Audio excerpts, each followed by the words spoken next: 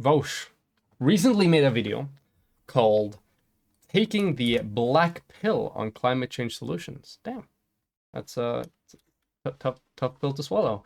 Overall, I think it was a pretty good video. Overall, good video. I like the sentiment of the general video, and I think that the segment towards the end of it, where he talks about countering misinformation, was very good, and I agree with those sentiments there. Overall, video was good. I think the explanations for the sort of science behind global warming and climate change was satisfactory. I'm going to point out a few things there first that just could use a bit more fleshing out, just to ensure that people don't walk away with a confused opinion on exactly how this kind of stuff works. And then I'm going to talk about one of the key issues I had with this video, which was Vaush's solution to climate change, which I'm going to get to in just a little bit. Two little statements I want to address before we get into the meat of the discussion, and just add some more nuance to here. So the first one being a statement by Vaush stating that, as I understand it, the majority of the additional carbon dioxide in the atmosphere is a product of the industrialization of Western countries. So while this statement, if interpreted charitably and, like very, very literally, is correct, it's a bit confusing. So I'm going to flesh out exactly what I believe Vaush meant here when he said this. So it is not the case that the majority of carbon dioxide in the atmosphere is man-made and is the result of industrialization. This is not true. In fact, the vast majority of CO2 in the atmosphere is natural. However, what I think Vaush is saying here, and the important thing to focus on, and this is often an argument you may hear from climate change deniers, is that, hey, how can climate change be real when man-made CO2 emissions only makes up such a small portion of, global CO2 emissions? The reason for this is because the natural CO2 that occur through the natural processes of, ecosystems is net neutral, right? So the planet is accustomed to dealing with this amount of CO2 and can process it in a good way that doesn't lead to excesses that create, the greenhouse gas layer around our planet, which retains, the radiation from the sun longer, heating up the temperature of the Earth. The reason why the relatively small extra CO2 that is released by humans is significant is because you get past the tipping point, right? All CO2 released that the planet can't naturally take care of is going to remain there. It's not going to be able to be processed by the planet. It creates an excess, it creates a tipping point. A good analogy for this would be, let's say, you talk about like you're at the gym, okay? And you lift weights. You lift a lot of weights. You're a big weightlifter. Let's say you can lift 100 kg, 100 kilograms. And then, that's like your max. That's your one rep maximum. That's the maximum you can lift once. And that is your very, very limit. Let's say somebody is just throws on an extra kilo and suddenly you can't do it. It wouldn't make sense for them to be like, why can't you lift this 101 kilo weight when you can very easily lift 100 kilos? It's only a 1% increase. The thing I added only accounts for 1% of the total increase. Why can't you do it? Well, that's not how it works, right? The planet has a natural capacity towards processing a given amount of CO2, but any CO2, even in small amounts added above that, will basically collapse the system because it's just not accustomed to taking care of it. Just adding that bit of nuance and extra information to that first statement, because it could be sort of interpreted strangely, depending on how much emphasis you're going to place on the additional word here. What Vaush is saying with additional is the spillover, the non sort of net neutral, I suppose, carbon dioxide in the atmosphere, which I'm sure he understands this, but just a small more information, because first time I heard it, I believe he had an incorrect understanding. I believed he was saying that the majority of carbon dioxide overall was a part of industrialization, when that wasn't the case. The second statement I want to talk about, and this is something you hear a lot when people talk about climate scientists and climate science, is the following. This is one of the reasons why the ozone layer is something we should preserve. I'm quoting Vaush now. Not only does it keep us from getting skin cancer, but it's sort of an outer barrier that reflects a lot of energy from the sun. If there are holes in the ozone layer, more light pours through, potentially more than our atmosphere can safely contain.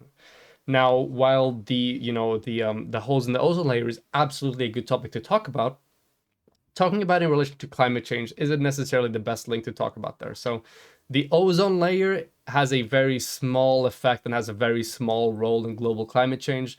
It's more like something that is tangentially related, that they have some interplay between each other. But the key issues with the ozone layer is more when it comes to like exposure to radiation for human beings specifically.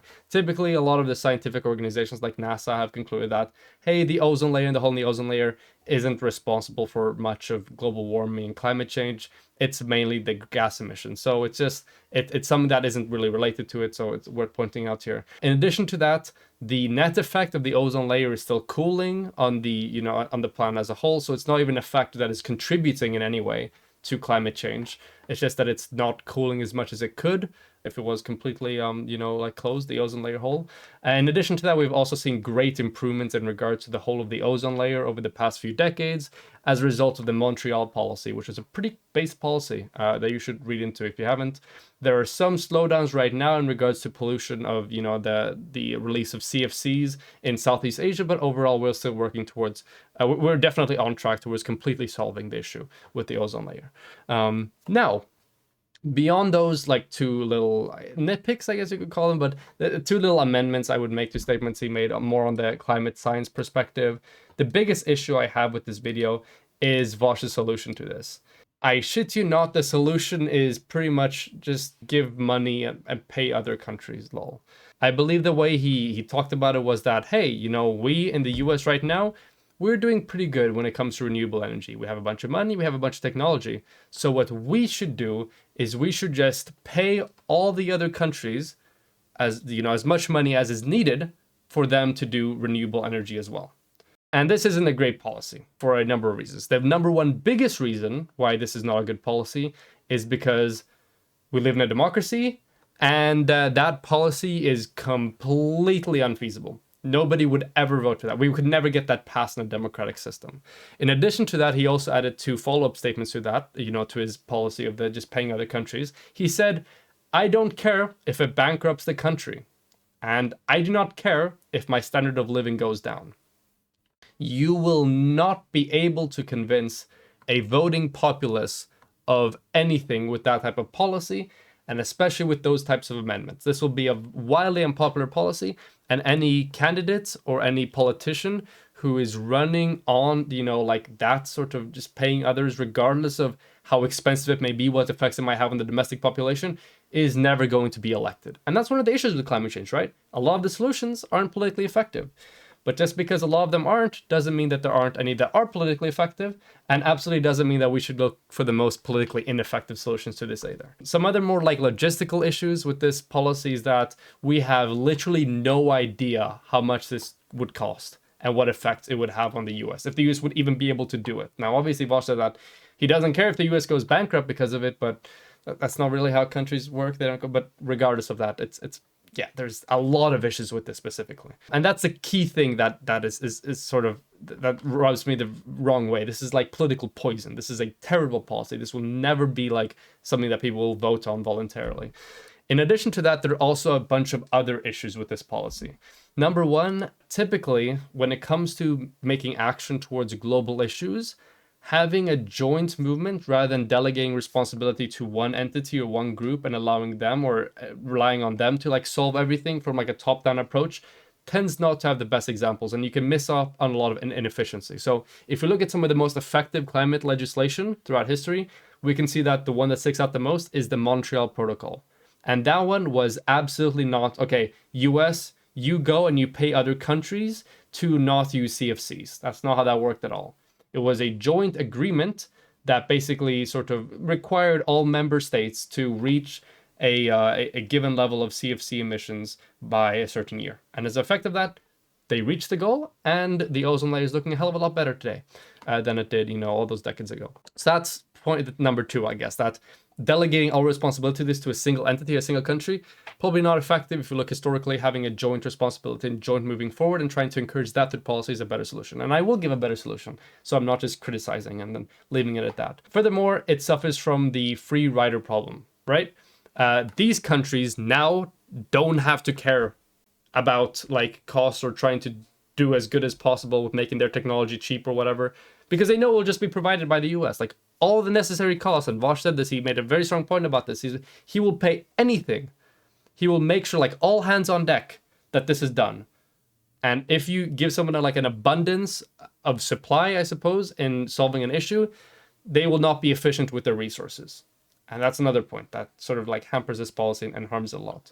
Furthermore, it just doesn't give enough incentive generally for the member states. So other member states need an economically vested interest, even though all of us can say that, hey, we could all probably agree, like if I was talking to you and we were both like the members of different countries, we could probably say, hey, we should probably do, good climate change policy because we don't want to have climate change. Unfortunately, that's not how things work out in real life. And we know that we need to somehow tie our climate change policy and a lot of other policies to economic benefits or economic harms. Otherwise, we're not going to be able to incentivize people to do stuff correctly.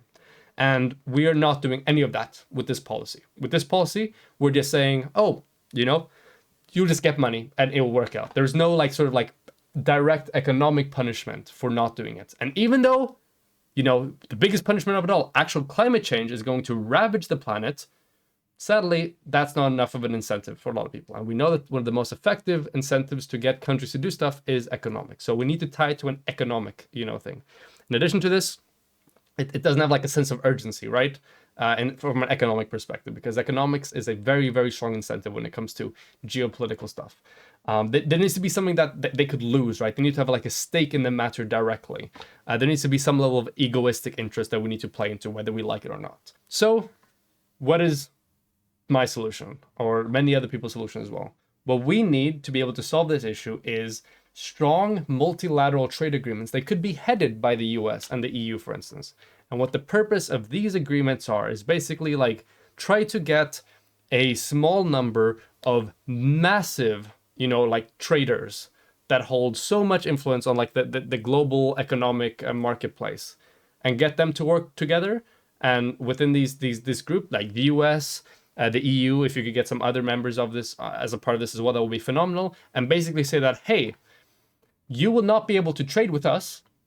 You will not be able to have access to this massive global market of economic prosperity unless you do X, Y, and Z climate policy. This is excellent. This is the best policy you want to attain because it fills all the issues that we're talking about previously. Number one, it creates an incentive for them to change and for them to meet the goals, rather than saying that it's all the US and then, if they get the money, they could do it or whatever. There's a sense of urgency now. They're going to be locked out of economic, prosperity and economic indulgence unless they do this. Through this, you will also avoid things like, for example, specific countries choosing not to go to green energy because they will get a competitive edge. If you basically sort of, through soft power, coerce basically every strong global actor to join this treaty, then you don't lose any competitiveness relative to other countries by joining the treaty because everyone else is doing it anyway. So you have nothing really to lose. Now, in addition to this, you can also make other sort of mechanisms within this trade agreement that can in some ways be more reminiscent of what Vaush is talking about. So maybe having a collective fund in which you delegate certain funds to countries that have difficulties in being able to transition towards renewable energy.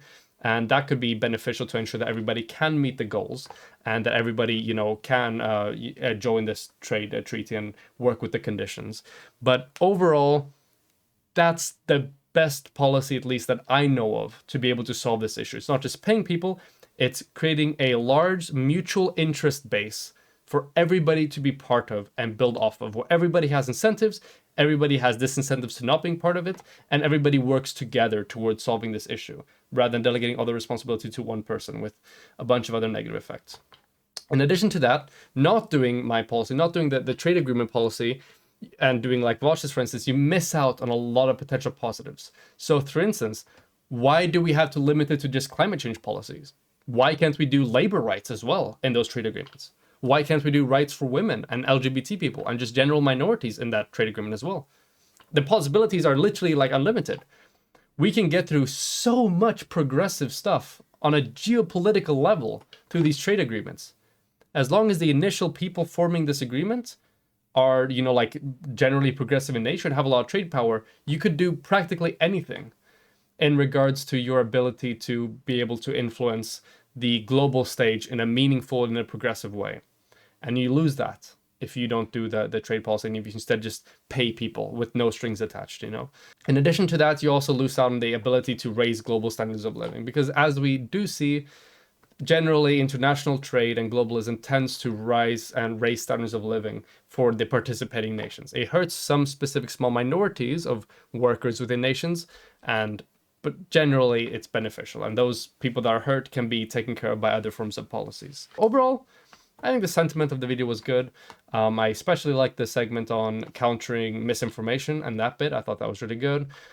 Two brief amendments or fleshing out a bit, you know, 2 points that Vaush made when he talked about the climate science perspective on stuff, when it came to the proportion of carbon dioxide that is man-made compared to, you know, naturally occurring, and why that like extra bit of human man-made sort of carbon dioxide is super damning for the natural ecosystem of the planet, really, as a whole. Why, you know, the ozone layer isn't necessarily as related to climate change as people think it is, and adding some more nuance to the issue in regards to the ozone layer. And then mostly my critique of the just pay other countries lol policy, which I don't think is a good policy because it's political poison. Nobody's going to vote for that. We have no idea what this would even look like logistically, what it would cost. Typically, delegating all responsibility to one entity is not going to be as efficient as having a joint movement and joint responsibility.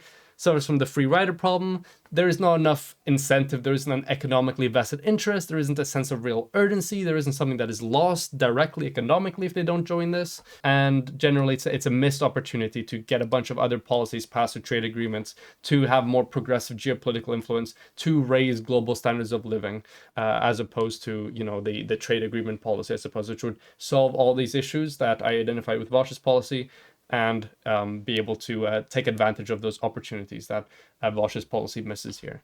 Trade agreement's good. Just pay countries lol. Don't know about that one, but yeah.